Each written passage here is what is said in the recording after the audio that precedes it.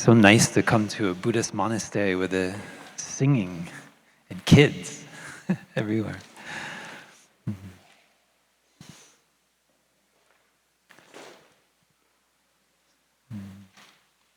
So you can get settled and really practice arriving in the present moment. We don't need to go anywhere or think about anything. If all the monks and nuns embracing the parents, the kids, children, grandparents, everyone, and you don't have to think about what you're going to eat next, where you're going to sleep. Just enjoy this beautiful gathering of a community. And so if you can find a comfortable position, I know some of you might be new to sitting on cushions, but the main thing is that you don't feel any kind of tension in your body. You may notice inside some kind of tension, maybe because you're looking at a screen a lot. So there's like something inside, like residue from where you're coming from. And if you are mindful of that tension, you might notice it relaxing over the next few days. So you can take a kind of scan of it right now, an internal scan. Just be aware, how do you feel? Is there any tension in your belly, in your forehead, in your chest? Just breathe with it for a moment as we listen to 3 sounds of the bell. Can everyone hear me okay? Okay, excellent.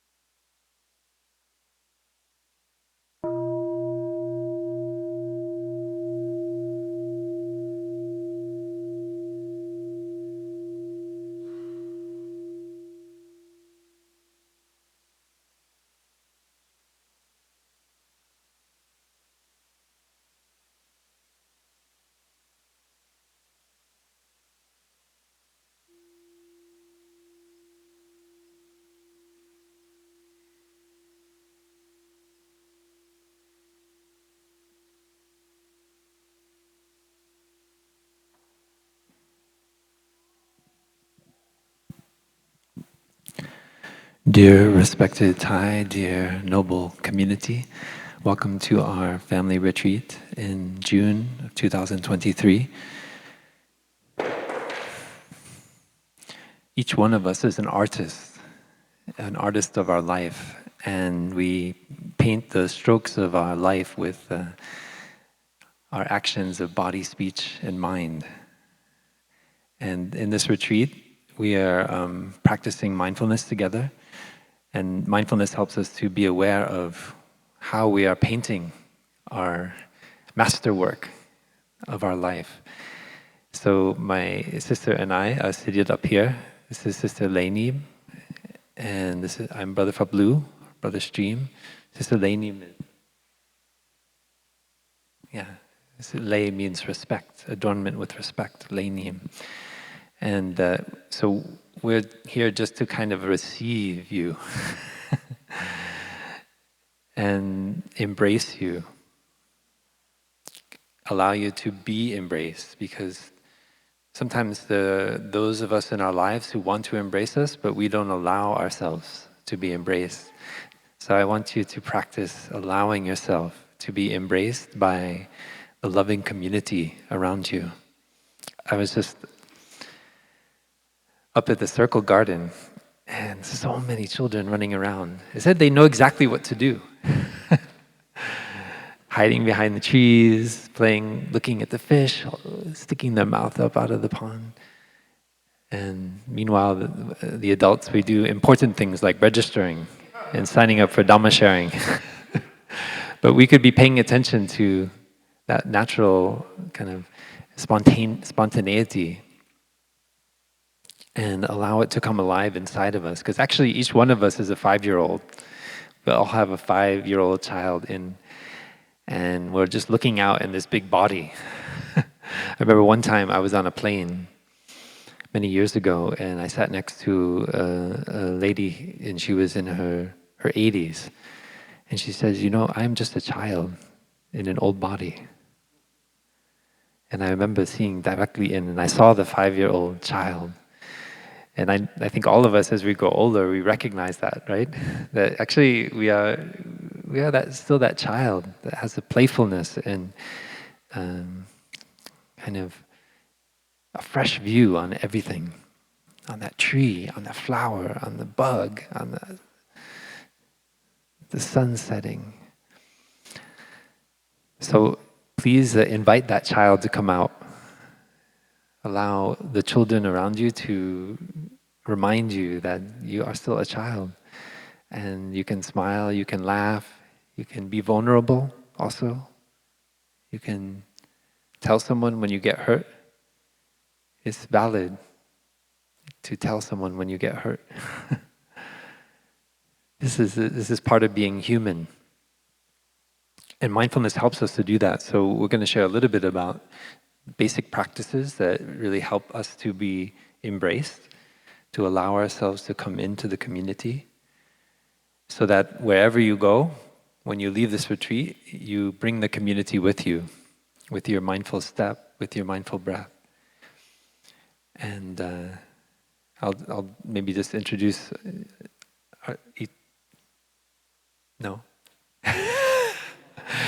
I'll say a little bit about my sister and a little bit about myself. So Sister Nghiem has been a nun for, I think 15, 16 years? 16 years, 17, 18, well, 18 years. And she's a sister who's very good at knowing the better way to live alone. She's very solid in her practice, and when she goes to do anything for the Sangha, you feel her whole heart is in it. She puts every part of her body and mind to serve the Sangha. And so it's always an inspiration for me when I do an activity with her, because sometimes I joke around a little bit too much. And she's very light and playful, but also very deep in the Dhamma. And she would practice with the Australian Sangha before coming to Plum Village, right? In Sydney or in Brisbane? Oh, okay, in Brisbane. And my name is Brother Phap or Brother Stream, and I grew up in New England, in Connecticut, and I got a bit lost after college and suffered and discovered this practice. That's a short story. But the good part is that I was in a space where I knew that I needed help. I needed something bigger than myself. And so I took refuge in the Dhamma, in this practice. And I met Thai, my teacher. And luckily I didn't have many things tying me down, so I became a monk. And I've been a very happy monk. And I know, we all know as our monastics, we are not only transforming ourselves, but all of our ancestors as well. So it's a long path. And so I also experience suffering, but I know how to take care of it. And I learn from my brothers and sisters. So I'll pass it over to my sister to share a little bit about the basic practices of breathing and stopping. But maybe we can listen to a bell before that and come back to our body, come back to our breathing and enjoy the summer air.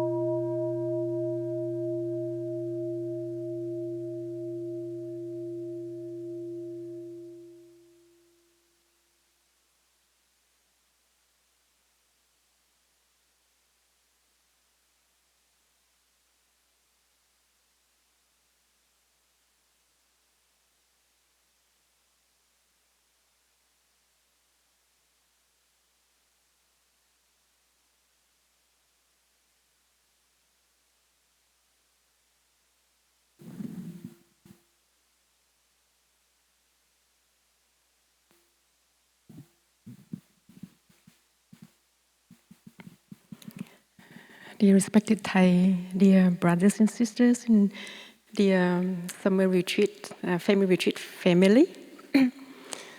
So thank you. Just before when we listened to the first time the three sounds of the bell, and then just the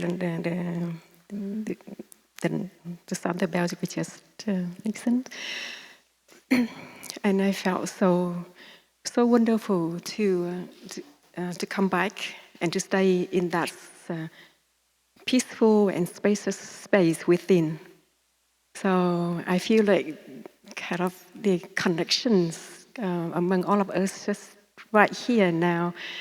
And I also feel happy that in these 5 days, and we will have many opportunities to experience this peace within.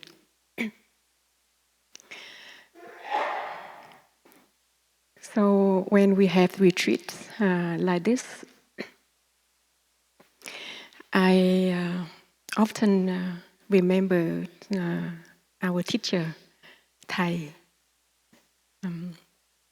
He was always so happy to, when we have a retreat, especially the family retreat in Plum Village, which is 4 weeks. And I remembered when Thai gave the first Dhamma talk for the retreat, and he used to use the metaphor of the flight when it comes to a retreat. So, and I always remember that when we have the retreat. And I feel like my brother and I are here now, just two flight attendants to come up here to share with you the safety information so before the flight take off. So I'd like to invite you now and also throughout the next 45 minutes to keep your seatbelt fastened. Our mindful breathing is our safety belt. So no matter how many times you fly, if you are frequent flyers or you fly for the first time, the flight attendants will ask you to take a moment to pay attention to their instructions about the safety, to listen to the safety information. So I know that in the audience, I see many familiar faces. And I know that you come to our retreat many times, that you are here for us to share with you the basic practices. And I feel that it's very appropriate to use the flight as a metaphor for our retreat. And we really encourage and hope that we could keep our safety belt fastened all the time, because that would be very beneficial. on the flight, they will ask us to have the bell fastened all the times. Not wait until you experience the turbulence to put on our seat belt. And it is with our practice, we practice mindful breathing, coming back to our breathing, to have to be aware of our breathing all the time, whenever it's possible, as soon as possible, as soon as we can, so that in difficult moments that we encounter with turbulence in our life, we meet with difficult situations, we meet with difficulties, and that we remember to come back to our mindful breathing, to come back to our body, so that we are not, feel overwhelmed by whatever situation that we meet with, because the situation that will give rise to strong emotion, it might be fear, worry, even despair, suffering, and sadness, anxiety, and if we stay in our minds and keep thinking about the situation, we will feel tired and we will get lost. We don't know what to do. But as soon as we come back to our mindful breathing, we come back to our body, we feel safe because we feel it's slow. Just stay with the mindful breathing with our body just for a few minutes. 5 minutes, we already feel so different. We feel calm, we feel restful. But this is coming back to our breathing, coming back to our body. It's very easy thing to do, but the most difficult is that we don't remember to do it when we, So that's why we need to train ourselves, and it's very beneficial and it's easy when we come to the retreat like this, because everyone's practicing. We all do the same thing. The monastics, we live here for many years. Our long-term lay friends and our friends coming here for many times, and also new friends. So that we're practicing this together, we remind each other to always coming back to our breathing, coming back to our body. So that when we meet with difficult situation, that's difficult come into our life, we remember, we have, a tool, so that we immediately remember to come back to our mindful breathing. Why is the breathing? Because we always have the breath with us. Wherever we are, whatever we do, we always have the breath with us, and that is, we are ensured that we have somewhere to come back to, whenever we need it. And as soon as we come back to our body, we are breathing, we feel a sense of peace. We feel spaces within already. If you remember, at the very beginning when Brother Mindfulness offered 3 sound the bell, then I can feel that energy in the room. So I feel happy that we have these 5 days to experience and to practice this together. So when we leave the retreat, and we will have something that we feel confident that, okay, now I'm kind of ready. And when we come to a retreat like this, it's an opportunity for us to slow down and to stop. Because at home, most of us are very busy. It's difficult for us to slow down and to stop. So slowing down and stopping is also require training. And we will have these 5 days together to train ourselves to slow down and to stop whenever it is possible. And we have to do it here. We have to experience it here. We have to kind of, somewhat master it during these 5 days, so that we will be able to apply and to continue at home. Why do we need to slow down and to stop?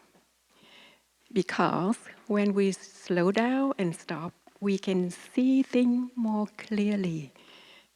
we can listen more deeply.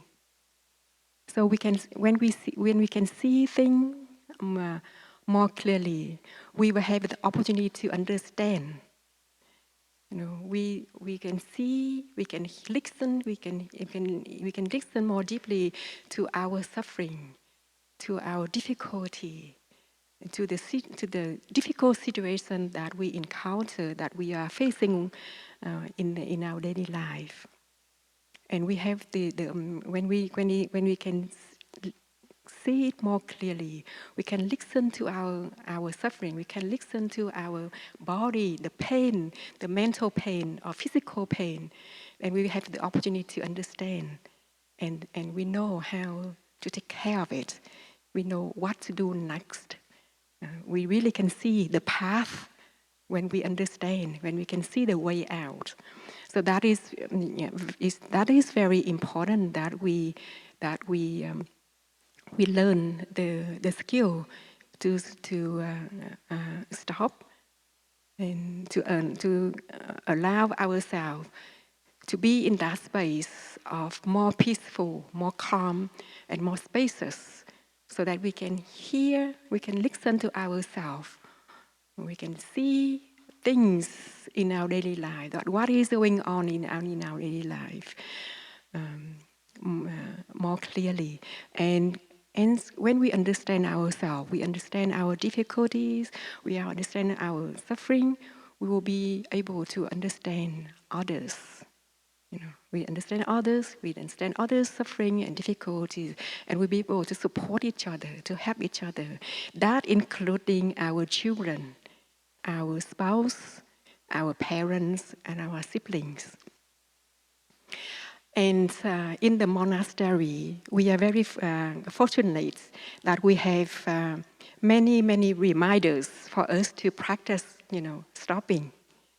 And we use the sound of the bell as a reminder, as a voice of the Buddha calling us back to the present moment, to our own body.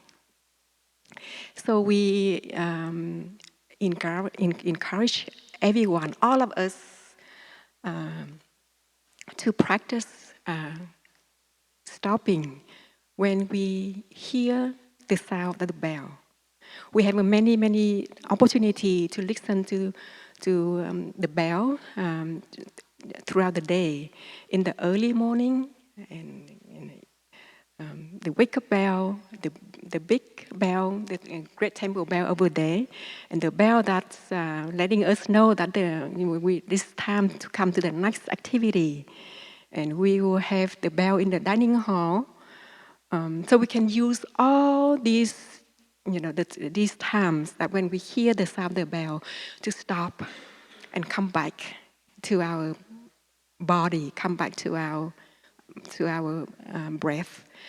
The mindful breathing is like, the safety bell that anchors us in the present moment, anchors our mind in our body, so that we can be in the present moment and not being, continue with whatever that's happening at that moment. So we stop not only physically, but we can also stop, the activities in our mind, so that we can fully be there for our breathing and for our body, and to be fully there in the present moment.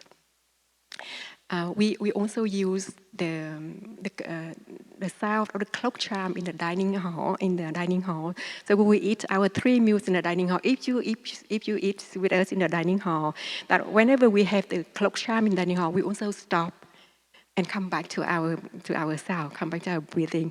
When we are eating, or if we are doing anything in the dining hall, we will practice stop to listen to the clock chime. So it's not only just to listen to the sound, but use the sound to remember to come back to our breathing, to come back to our body. And also, Like, if you like, you can also use any sound that it come to our attention, like the voice of the children. When we was listen to the second time of the bell, I listened to myself. I enjoy my breathing. I also heard the sound of the voice of the little child outside too, so that we can hear so clearly. We can hear everything. So you can choose, you can use you can take many opportunities to practice coming back to yourself. You can choose the objects, the voice of the children, the sound of the bell, the sound of clock chimes, or your phones when you are, like in the tent or somewhere. If you turn on your phone, and then when we go back home, you can continue to use this, whatever sound that you have that is available, use it as a tool to remember, to remind us to coming back, to come back to our body, to come back to the present moment. We feel very fortunate that living in the monastery here, especially in this valley, that we have many reminders, throughout the day for us to stop and to come back to our to the present moment. So just briefly about this practice. But in the during the activities together, when we come together, we will have an opportunity to be reminded more often with the facilitator and also the whatever that available. So I will stop here and will pass it on to my brother to continue to share other practice. Thank you for listening.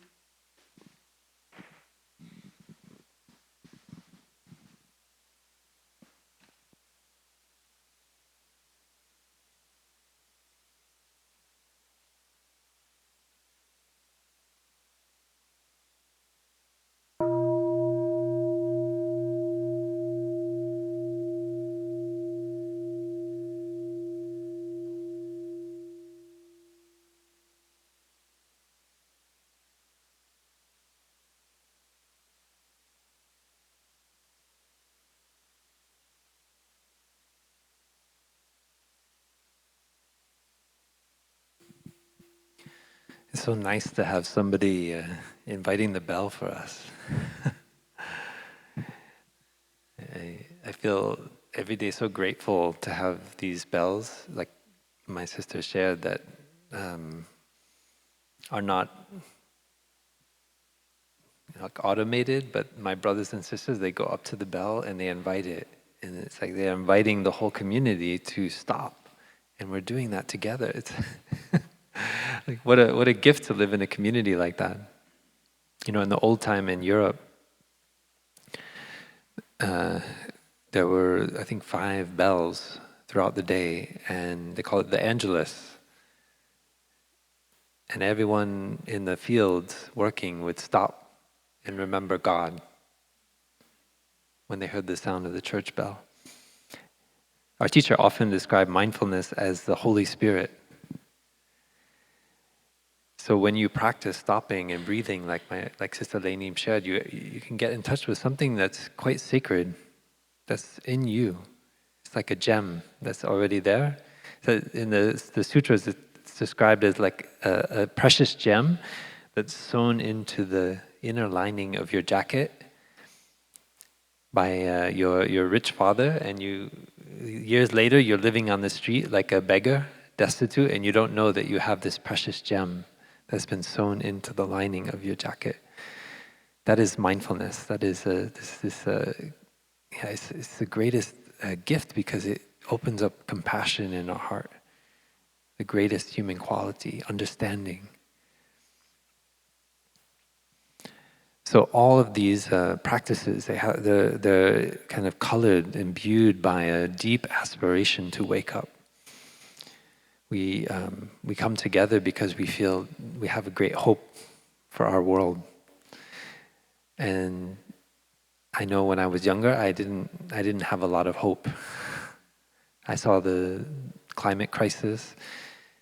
I saw business as usual going on, trying to advance our career, our job, have some money, build a family. Meanwhile, the world is descending into chaos. And I could not understand what was going on around me. I said, what? And I felt a lot of anger and despair.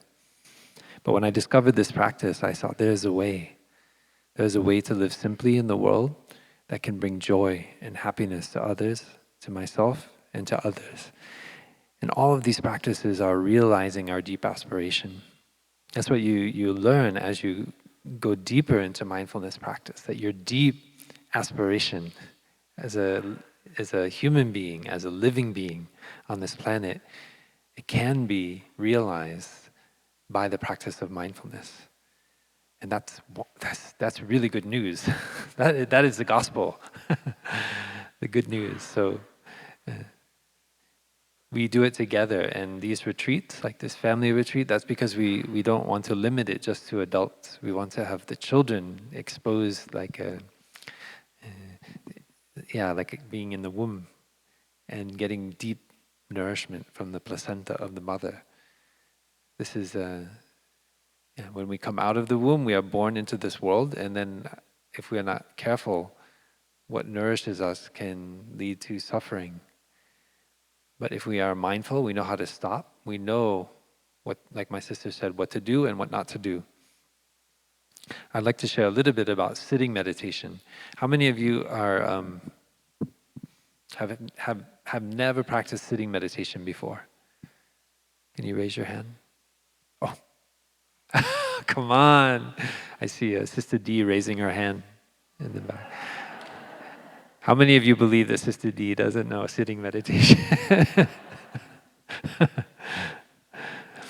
Actually, I have a question. So, when you were sitting in front of the computer to register for this retreat,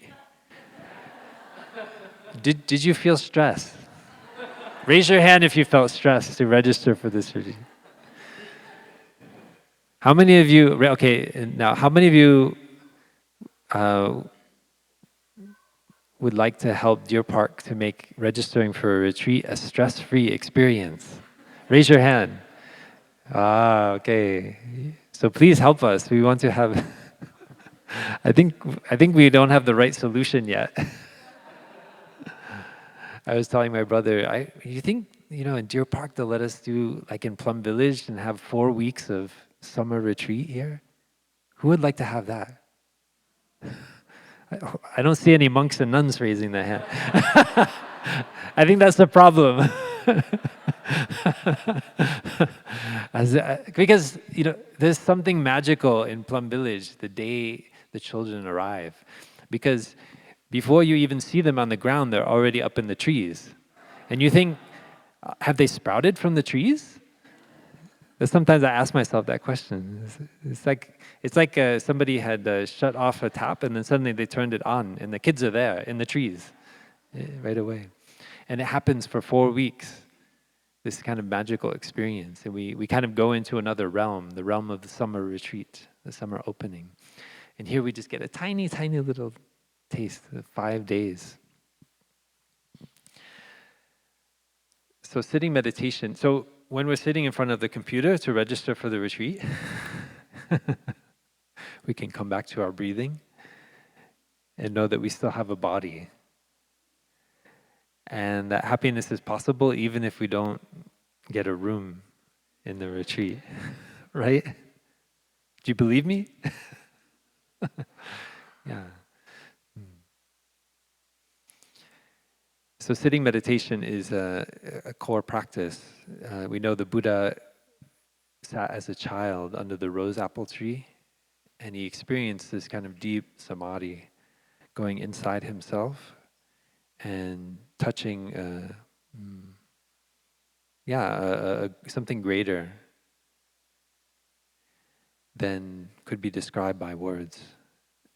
And later, when he was a young man and he felt dissatisfied by the suffering that he saw in the world around him, and he left home to practice meditation, he remembered that moment when he was a child, when he had this deep, kind of powerful, blissful experience. And he went inside himself. So it's like we have a third eye inside ourselves. We have these two eyes that are looking around, but we have a third eye, which is our capacity for interoception, to look inside. We know when we're hungry, we know when we need to breathe more deeply, we know we can be aware of our heart beating. So there's an awareness that we touch every day inside ourselves. But we can also be aware of our emotions, what's going on in our hormones, in our endocrine system. We can be aware of when the kind of thoughts we're having are watering seeds of anger, fear, anxiety. Not just when we're standing or walking, but when we're using a computer, when we're talking on the phone, when we're listening to our boss tell us that we need to work faster. Yeah. So that's all a source of nutriment. And sitting meditation is a time when I really come back and I assess all of the nutriments that I've been receiving throughout the day. So we try to limit input from outside. We sit stably. So if you sit on a cushion, like many of you are doing now, you might like to cross your legs in either the half lotus or put your legs in front in kind of what we sometimes call Burmese position. But since many of you, nobody here has not practiced sitting before, I'm not going to go into too much detail about the positions. The main point is that you find a stable position where you can relax your body, just sit upright, come back to your breathing, and you don't have to, you practice not giving your attention to your thinking, because you recognize your thoughts are a source of nutriment. They aren't ever neutral. They have a kind of tone, and that tone affects the next moment of consciousness. So it's like planting a seed for the future. Your future thinking, speech, and action is born from your thinking in the present moment. So it's like you're a gardener in your mind. And I find it most helpful just to bring my attention to the breath. Every time I notice that I'm lost in my thinking, I just come back to the breath. It's very clear. The breath is always going on. It's always available. Breathing in, I know I'm breathing in. Breathing out, I know I'm breathing out. In, out. And we can do that for half an hour. Just breathing in, I know I'm breathing in. And I promise you, you won't ever get bored. The breath is so fascinating. It's always deeply integrated with the other functions of our body, with our sense of ease, our sense of fear, anxiety, our sense of joy. So in sitting meditation, we can just follow our breath. That's already enough. You don't have to try to attain anything. just attain being aware of the breath in the present moment. And that's actually hard to do. It's hard to maintain your awareness over time of the breath, because there's very quickly we're with our breath, we relax a little bit, and then we remember something we had to do, or a relationship, or some words that were said that were hurtful or not resolved, something somehow that's still pending in our life. And then we get caught in that. We start telling ourselves stories about it, and stories on top of that story, and another story on top of that story. And we become kind of full of these histories and perceptions, and they become like kind of ruts in our mind. So when we're aware of the breath, just present with the breath, with the body, actually we don't create those kind of neural pathways. Actually, we create a good kind of neural pathway, which is being aware of our breath, relaxing the body. And we bring our attention to the breath and we extend it to our body. So we know we have a body, we have the head, shoulders, eyes, forehead, nose, mouth, tongue, chest, lungs, ribs, stomach, intestines, and so forth. We scan our entire body. And with each moment that we take to be aware of that organ, of our eyes, our ears, we relax that organ. We send love, gratitude. If we still have eyes that function, we can send gratitude to our eyes. If we still have a tongue that can taste, we send gratitude to our tongue, and so forth. So we recognize the body, we're aware of the body. And when we become aware of the body, our stress goes down. Actually, we feel stressed because we're not aware of our body. We're pushing ourselves to attain this, to get that done, to write that email, we're overextending ourselves. We're forgetting entirely that we have a body. So mindfulness is to give us this deep insight. I have a body. And that's a joy. I mean, it's incredible what you can do with the body. It's like you have a Porsche or like a very expensive, I don't know what car is the top, very expensive Tesla or something, right? But you're treating it like my grandmother's old Plymouth Reliant, which is like a tin box. I mean, it works, but it kind of like just barely. But actually, you have this incredibly, beautifully, extraordinarily, magically engineered body. And with mindfulness, you learn all the capacity that this body has to be aware of what's going on in the present moment, to learn how to nourish your joy. So sitting meditation for me is nourishing joy. We say joy born from mindfulness. When you're sitting there, you don't have anything, you're not getting caught in your thinking, just being aware of the breath, you feel light, you feel free. You realize you don't need any products, you don't need to buy things to be happy. You can just be happy right where you are with your breathing. And the community is supporting you in that. That's the beauty of sitting meditation.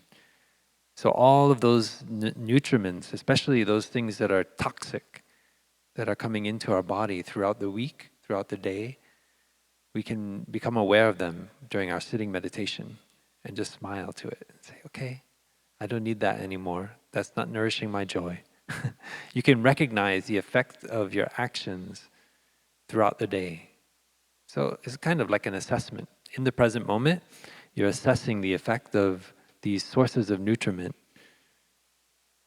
on your body and mind.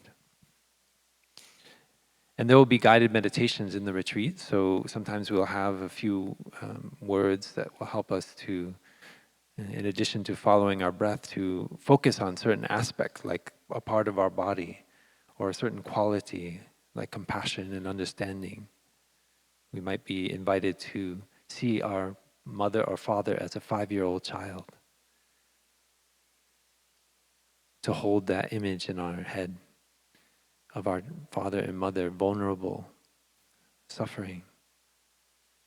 And when we then ourselves suffer, we have compassion on our father and mother. We don't blame them. We see that they also were young and vulnerable, trying to trust the world, to open their heart. And we have understanding. Understanding is born. So these are the kinds of practices we will do together in our sitting meditation. We can listen to a sound of the bell, and I'll ask my sister Respect, how do you practice when you're working in meditation? I mean, working is working and meditation is meditation. How can you do them together?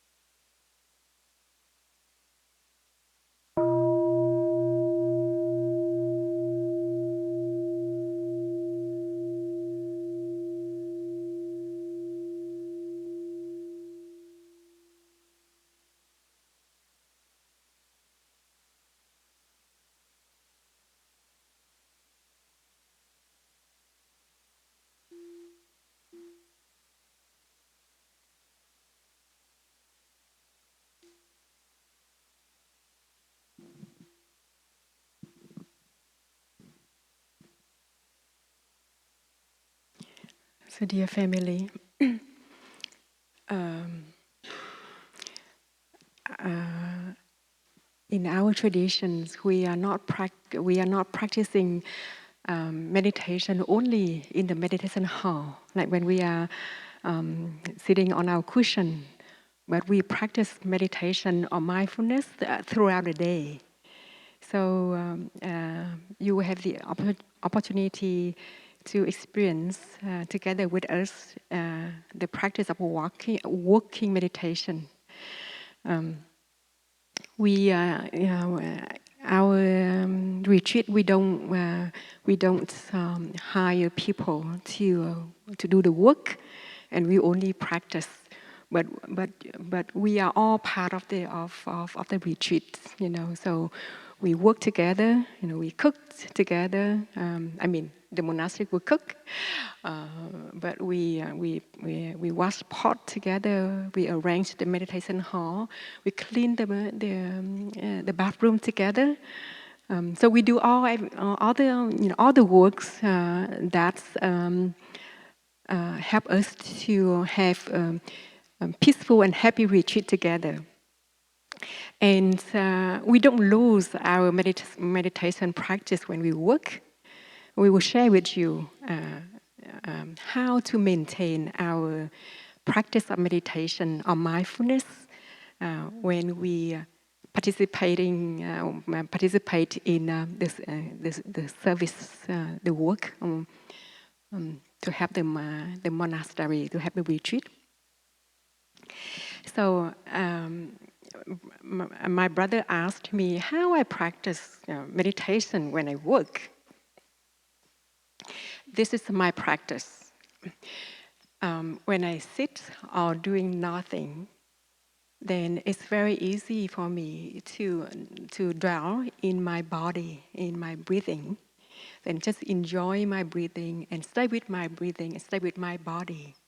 But when I move around, when I walk, then I will shift my attention to my feet and my leg. My brother will share more about walking meditation later. But when I walk, whatever I'm doing, I will shift my attention to that. For example, when I'm helping chopping vegetable and I'm peeling the carrots, and my attention will be with the peeling. When I chopped, my attention will be with my chopping. When I cut, the carrots. And when I'm helping the meditation hall to place the mat and the cushions in order, then my mind, my whole attention, my body and mind, with the whatever that I'm doing, bending down, placing the mat, putting the cushion on the top of the mat. And it's become very enjoyable and meditative. So that is not the work, it's not like the work anymore, but it's a practice. Like meditative peeling, meditative chopping, meditative sweeping. I remember Sister Gina and the abbess, the former abbess of the Lower Hamlet, when she gave orientation, she always share with us, when we wash our dishes, our bowl and dishes after meal, that we put our whole body and mind in that action of washing, like we are bathing the baby Buddha. So that the action of washing the dishes and is as sacred, as holy as when we practicing bathing the baby Buddha on Vesak day. So it's not a heavy work, or it's kind of or like a dirty work when we clean the toilet anymore. But it's really an art of doing what we are doing. So that is how I practice meditation when I'm working. So I would like to invite all of us to experience this, I know we have the pot washing family, 3 pot washing family. We have a 2 bathroom happy family. You know, we call happy family, but it's kind of like cleaning the bathroom. You know, everyone feels so happy to come to the bathroom when it's very clean. You know, so actually we are not only practicing, you know, cultivating joy and cultivating mindfulness when we are cleaning the bathroom, but also knowing that, oh, I'm doing this work so that I can bring you know, I can bring joy and happiness to many people. So that keep that in mind, and then the work of cleaning the toilet become so wonderful. Many times, when I was in Plum Village, I also led bathroom cleaning family, and we all enjoyed so much. You know, a lot of joy when after the work finished, because we just see how clean and fragrant the bathroom is, and we know that many people will feel so happy and grateful when they come to use the bathroom. We also have the shopping time. You know, we have the cooking team, because each cooking team we have only like 6 brothers and sisters, and we cook for 350 people. So they cannot just prepare everything. So they would need help to prepare the vegetable. And I would like to invite you to experience meditation, peeling meditation, chopping meditation, and washing the vegetable meditation. It's very different. So I want you to experience for yourself. I will just stop here, not go into details, but I really enjoy when I'm helping, with any work. My daily work is working in the office, but when I have a chance to go out to help with like cooking and shopping, I feel so happy, because it's difficult to practice meditation when we are in front of the computer. It's more challenge, but when we do the all the physical work, it's so easy. So we also have the teens practice together the working meditation, that they will do the composting and recycling meditation. And the twin, the 12 and 13 years old, they will do, is it recycling? Recycling meditation. So we have a chance to practice together with the twins and the children too, and we can share, our experience of working meditation together as a family. Is it clear enough, brother? Okay. So thank you. And everyone was happy and put it into practice right away.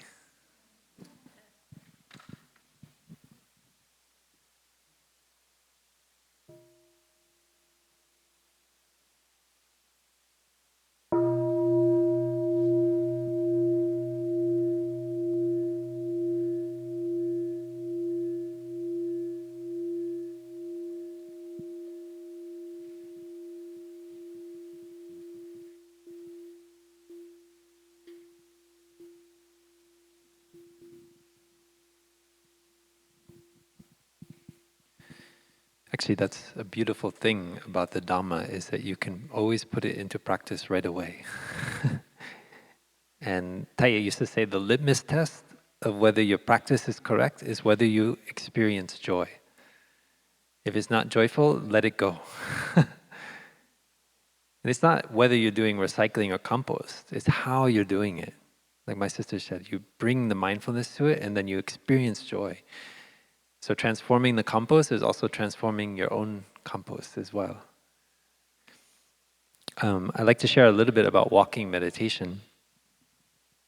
Yeah, the beautiful thing about all these practices is that when we're first taking our steps as a little child, until we can no longer use our legs properly, we are always in the situation of walking.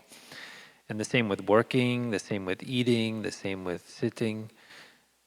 So actually, I sometimes, recently we were in the redwood trees, and I like to put myself in the position of the redwood trees, looking down at the human beings. And what are they doing? Well, the human beings are sitting and walking and eating and sleeping and pooping and other things. But basically, that's what we do. But inside of our heads, it's a whole other like fantastical world of imagination and fantastical movies that we're writing about the people in our lives and our families and our careers. But from the point of view of the trees, they just see people walking and sitting, and you know. So it's very interesting that this kind of the mindfulness actually just brings us back to, have that perspective of the oak trees or the redwoods. So I invite you, when you walk by a tree or maybe you put your hand on it, and try to get in touch with how the tree sees you as this animal, this animated creature moving here and there, never rested, always restless on planet Earth. We practice walking in a way that we are rested. We are not running. Tai used to say, "Stop running, you look silly."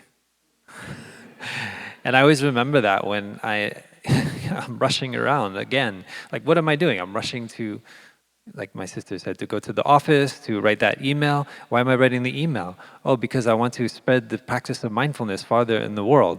Well, if I'm running to do that, what is the point of writing the email? I used to say, if I can't walk with mindful steps down to the Dhamma hall to give a Dhamma talk, then what is the point of giving a Dhamma talk? That Dhamma talk has no meaning. So, when I notice myself rushing. So I remind myself, like, what am I doing? The work is not ever finished. And we don't actually ever arrive at that destination that we imagine. We arrive at something that's roughly like it. But actually, when we're there, we're already thinking about the next place we want to go to. So to truly practice walking, we need to bring the stopping that we learned earlier and the breathing into it and enjoy every step. So, you don't know when you will die. It could be tomorrow. But if you enjoy every step between now and then, you will have lived a full life. So live your life fully while you're walking. Don't continue to just run after this kind of place, this goal, because that will extend itself to the rest of your life. And you will go after awards, recognition, trying to have a beautiful family. And when those things are not realized, you feel like you've failed. But if you just enjoy every step, because each of us has our life situation. Our teacher, Tai, he was a monk in Vietnam, a very extraordinary monk. And the situations of history put him to be an even greater flower. Put him in a space where he could blossom into this great flower, to teach, to be a real world teacher. But each of us has our life situation. If we bring mindfulness to it, then we can turn whatever difficult situation into a flower. But so long as we are focusing on a goal or a destination, we just become obsessed. Actually, the insight of the Buddha is that our perceptions are actually just are deceptive. Where there is perception, there is deception, we say. So when you look into your perceptions, you actually see that idea of your goal has built into it a kind of deception. And that helps you to see the signless nature of reality. You look beyond your perceptions. So in walking meditation, I notice when I'm being driven, when that rushing feeling, that restlessness is manifesting in me, and I come back to my breath. So breathing in, I might take 1 step, or 2 steps. And then breathing out, I might take 2 or 3 steps. And I relax my body. I notice if there's any tension. And I walk like a free person on the earth. Nowhere to go, nothing to do. Master Linji called it a businessless person. A person without business, busyness. Most of us, we see ourselves as a business person. A busyness, I'm a busyness person. Like you have a badge. I'm a busy person. But Master Linchi, our ancestral teacher, said, the greatest realization is to be a businessless person, to realize being an authentic human being. It means with every step, you arrive fully. Tai used to train us. As a novice, I had 2 trees below the upper hamlet. And Tai would say, okay, you start at the one tree and you walk mindfully, knowing that when you arrive at the next tree, at the end, you have no life after the end, that tree. How would you walk if you knew that there is no life for you after that tree at the end of your trajectory? And so I really practiced that. I was like, oh, I want to enjoy. I was in the forest, and I just enjoyed every step. And I really saw, where is my mind? Am I already thinking about dinner? Am I already thinking about some relationship with my mentor or something? And I come back. This is it. I just have this step. And I coordinated my breathing with my step. So my hand is like my out breath, in breath.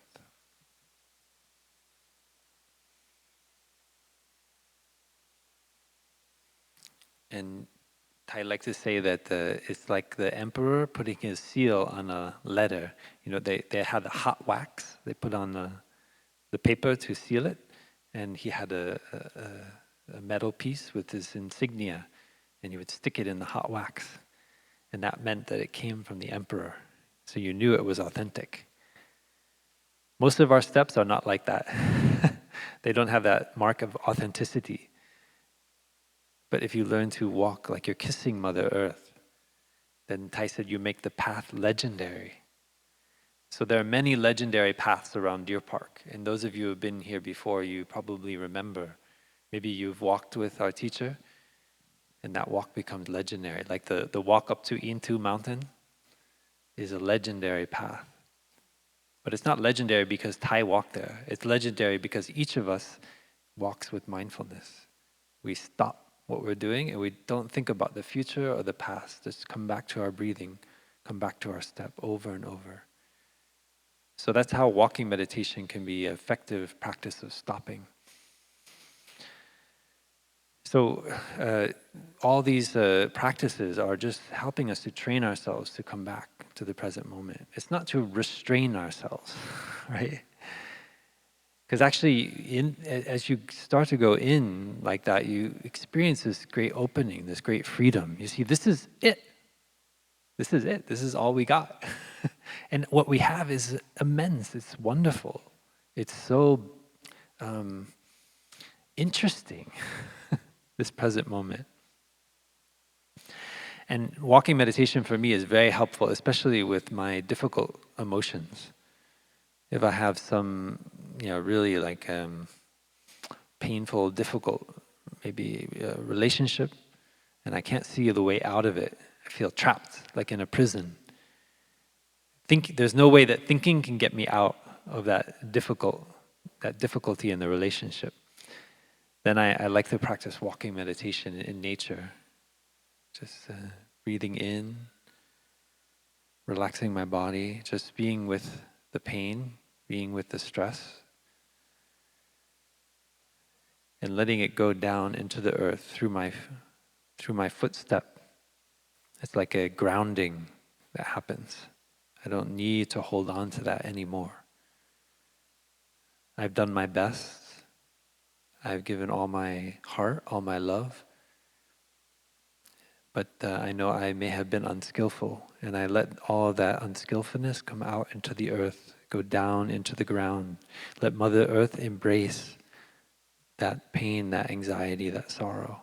I don't need to hold on to it anymore. And it's very effective. When you're overwhelmed with anger, with fear, with anxiety, I highly recommend this practice of walking. And we do it together here, so we have the support of the community. You feel your brothers and sisters, your siblings in the Dhamma on the path, walking together. And that collective energy is available. So if you need to borrow some mindfulness because you're very distracted, you can do it. You just look at your brothers and sisters and say, okay, I don't have enough mindfulness. I need to borrow. that mindfulness from the collective body of the Sangha. And that collective together action is present in, you'll notice, in all parts of our retreat. It's very distinctive about the Plum Village practice. We do walking together, eating together, we share rooms together. And that is because the embracing energy is not just an individual matter, the embracing energy of mindfulness. We actually get it from, I would say, maybe 90–80% of the healing that I've experienced as a monk has come from the community. If I don't contribute that 20% of my own, then I cannot receive the 80%. But if I know how to open my heart, then I can allow the mindfulness energy of my brothers and sisters to come in and help me to heal the wounds of my past, but also of my ancestors of many generations. So that is the kind of healing energy that we can feel during walking meditation if we allow the collective energy to support us. And I also share a little bit about eating meditation. So many of us may have practiced, forms of mindfulness where we are aware of our senses while we eat. So we are not caught in our thinking. We are aware of the color of the food, like the carrot, the grain of rice. But here we go even deeper and we touch what we call the interbeing nature of the food. So we see that that food, that grain of rice, cannot be by itself alone.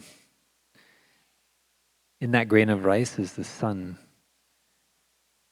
the rain, Mother Earth, the farmer. We know that all the trucks and the people who've transported that rice brought it here, maybe across the ocean, so that it could be then cooked by the monks and nuns and end up on our plate. That is looking into the interbeing nature of the grain of rice. And when we look into our own body, we see that our body is also made of the sun, of the rain, of the earth, of our mother and father, of our ancestors. And so this moment of eating the grain of rice, if we are mindful, becomes a moment of reunion. We are not separate from the grain of rice or the carrot. So it's not only being aware of the sensations of eating. We can go deeper than that. We see that actually we are not separate from the food. And so that is what makes the act of eating something sacred. We recently returned from Boston, where the Harvard School of Public Health has started a new Thich Nhat Hanh Center for Mindfulness in Public Health. And one of their core missions is to teach mindful eating to the world. They realize that although they have many studies on what is the good kind of food to eat, they did not appreciate that the way we eat our food has a powerful impact on our health, on our well-being. And that is now a whole new revolution in the science of nutrition.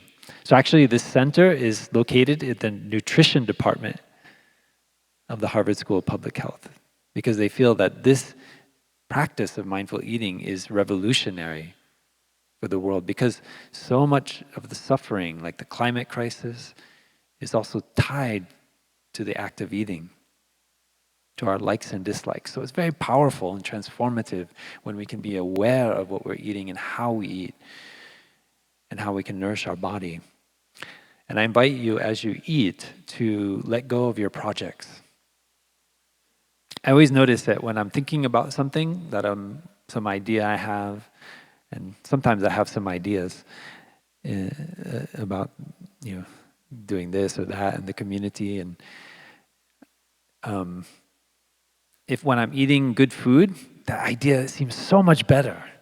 It's just like, wow, that's just, it's a genius idea. It's really like absolutely extraordinary, because I mistake the pleasurable sensation of the food for the pleasurable sensation of that idea. And so I'm not actually eating the food on my plate, but I'm eating my idea. eating my projects. So I invite you to notice that and to bring yourself back to the grain of rice and the sensation it makes in your mouth as you eat it.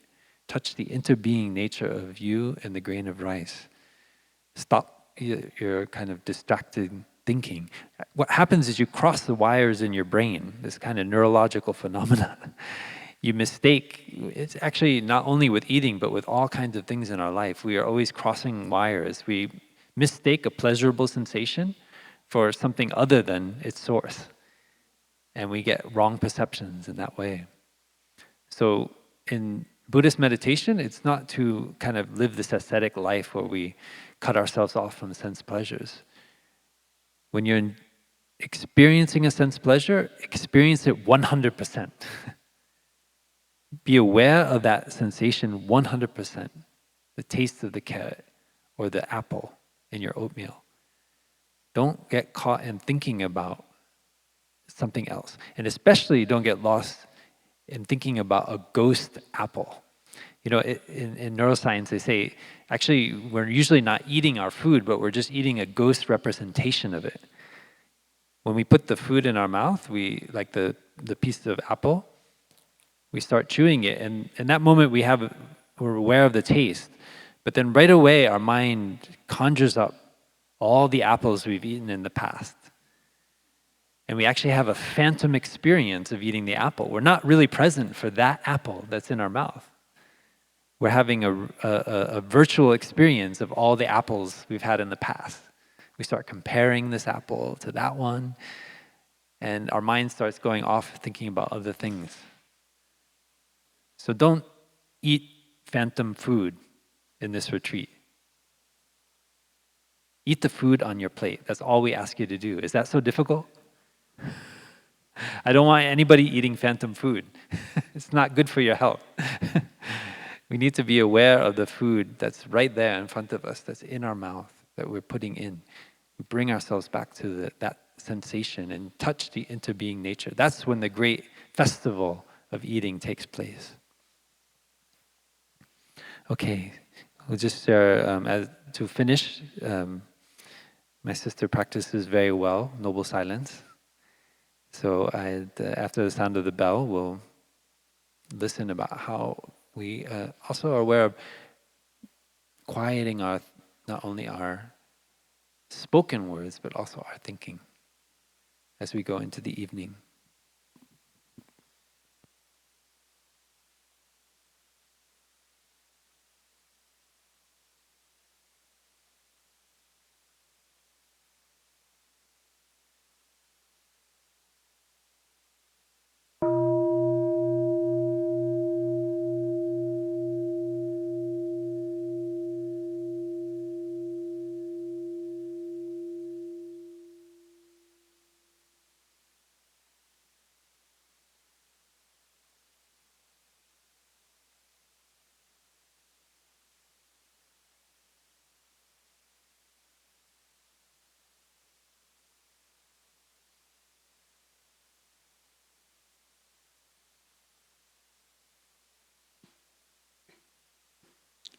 So dear family, I'm going to share about the noble silence practice, which is my favorite practice. And I'm very much aware that this is a family retreat, so it will be more challenging to practice noble silence with the children around, but we will do our best. So when we practice noble silence, truly we will experience something like similar to what we just experienced when we listen to the sound of the bell and coming back to our breathing in our body. So that is the kind of silence that we call noble silence. So my brother just mentioned briefly that when they were practice noble silence, it's not only like not talking, but also like silence the inner talking. Because when we don't speak to someone, but then we are talking to ourselves in our mind. And if we are not just talking to someone, that is not noble silence. So this is a practice. Remember how we practice when we listen, when we hear the sound of the bell, or when we hear any sound, and how we practice. We come back to our body, to be in touch with our body and stay in our body, and that's we can remember when it comes to practice noble silence.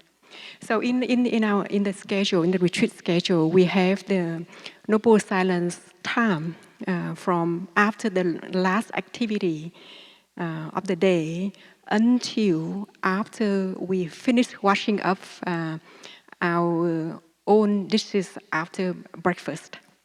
So we have a really long period to practice noble silence. But as I share that, it would be more challenging and difficult to practice when we have children and we stay in the room and in a tent together.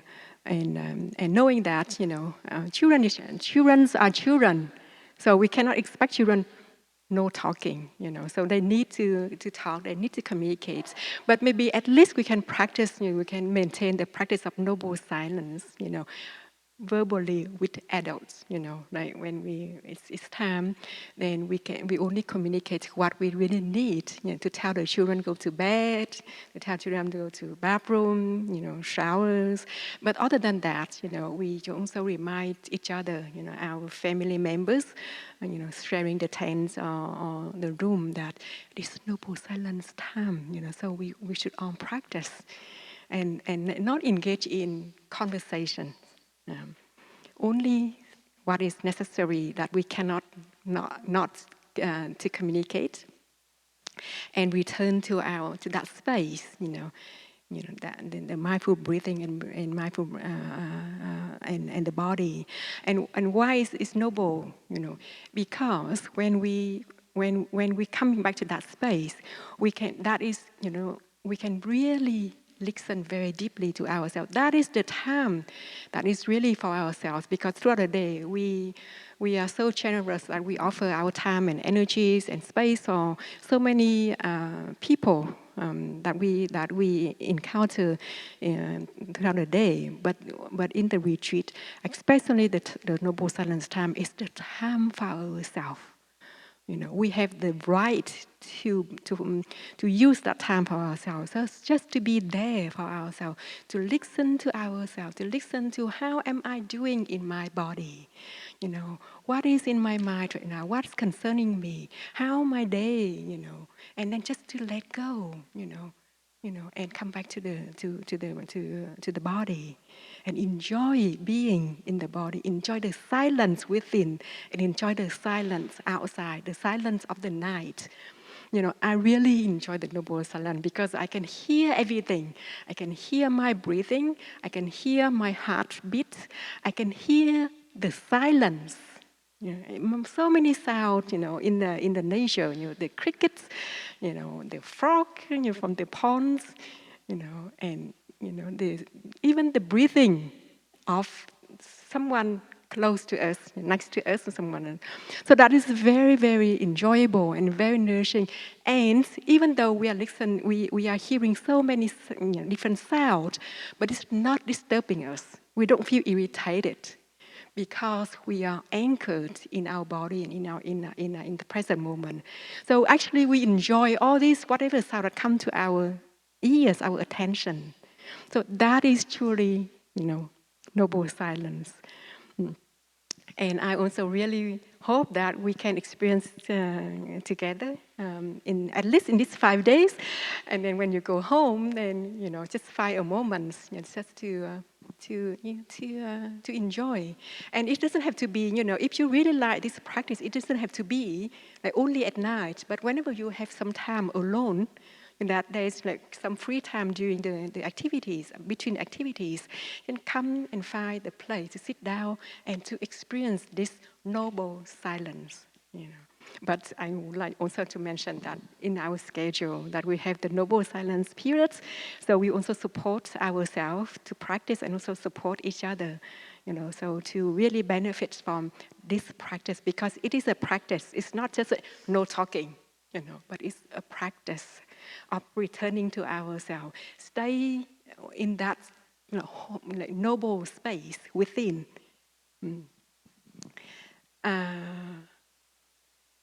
Yes, and maybe just try to experience all what we shared today, and we can share with each other in the Dharma sharing tomorrow. So I just remember that you forgot to share about the touching of the earth after each sitting meditation. Would you like just to mention that? So, yeah. You want me to do it? Okay.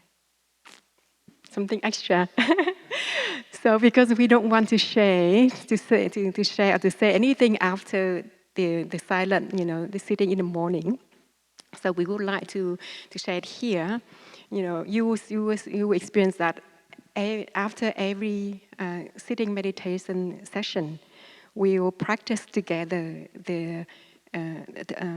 touching the earth and three times. So it's not something kind of like worshiping or religious, but it's just like we really to bring our mind and body together, and we touch the earth in gratitude. In gratitude to our spiritual and blood ancestors, in gratitude to our parents, in gratitude to all our loved ones, our family members, and all the conditions allow us to have, to be in this life and to be in this retreat together, so that we can just all the conditions that allow us to be here and now.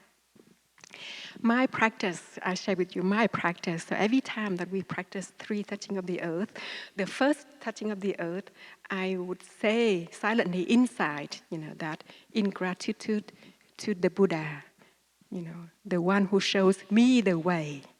And the second touching of the earth, I would say in gratitude to the Dharma, the way of understanding and of love.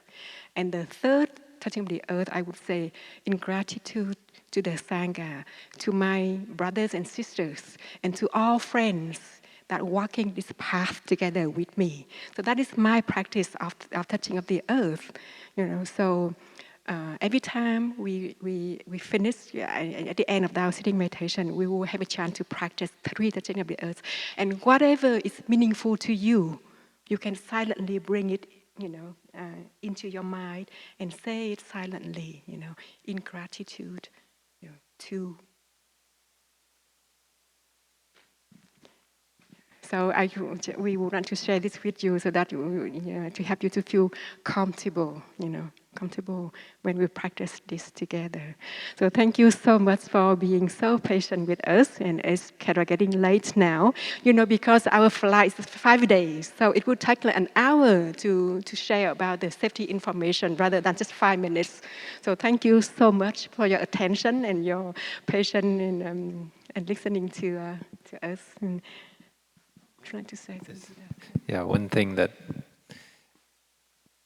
eating meditation that has a little bit of a form. So when we eat together, we listen to a bell and we'll hear these 5 contemplations, and then we remain seated for about 20 minutes until there are 2 sounds of the bell. So this, I just want to mention that and kind of emphasize it because it's often forgotten in the orientation. And many of you, you're eating. So we treat it like you're in the meditation hall when you're doing eating. And you sit for the whole period of 20 minutes or so until you hear 2 sounds of the bell. So we don't get up and put some more condiments on our food. We don't go to wash up our dishes, but we just remain seated. And if you finish early, just enjoy sitting there in the energy of the Sangha as we do. And then at 2 sounds of the bell, you can get up and we can have conversations. So I just forgot to mention that, so I want to emphasize it, because it's, for those of you who are new, it might seem strange, and then you kind of get up and you're like, why is everybody looking at me? Because it's like we treat the dining hall like a meditation hall. It is that as sacred as the hall we're sitting in right now. So thank you, Sister Lainey. And thank you all for your listening. We'll finish with 3 sounds of the bell, and then the Dharma teachers will go out, and there'll be some announcements from the organizing team.